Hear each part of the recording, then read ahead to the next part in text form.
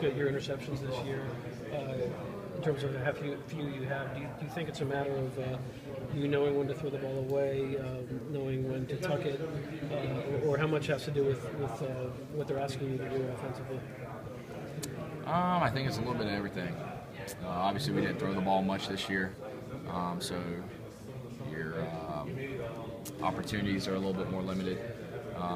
But also, I think of the majority of the part, I've made pretty good decisions. And I'll be the first one to tell you when I don't make a good decision and stuff like that. But for most part this year, I've made pretty good decisions, and a lot of it has to do with knowing where to go with the ball, film study, and also being accurate. So.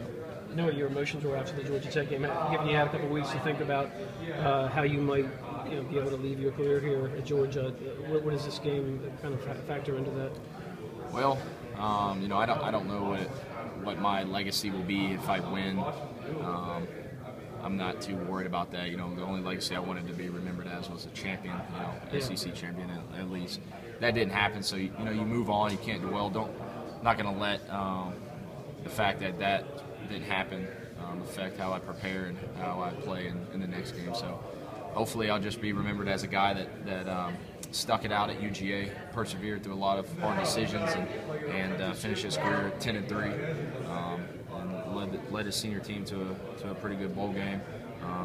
Against a top 25 opponent. And that's one of the best defenses in the country. So it'll be an awesome challenge.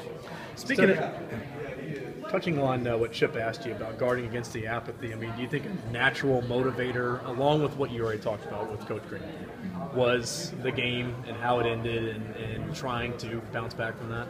Talking about the Tech game? Tech. I would say so if we were playing the next week, but with so much time off, I think guys they got so focused on finals and stuff like that time just kind of heals it all, and you move on from it. I think really what everyone wants to finish on is finish on a high note.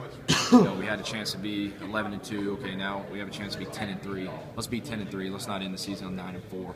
And, if we win, we may finish the season. I think we may be finished. I think we're 13th or 14th right now in the country.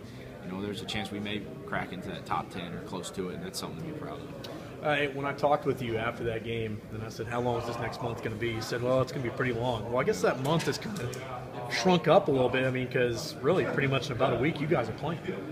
Yeah, December 30th comes pretty fast. And, this year we're only practicing 4 days before we go home for Christmas. In the past we're usually here for at least 5 or 6 days. So only 4 days. And then, I got graduation on Friday, stuff like that. So as a senior, you got a lot on your plate. But, and then we got to report Christmas Eve, and we'll have 6 days before to prepare there. So, it's kind of like leading up to the first game of the year.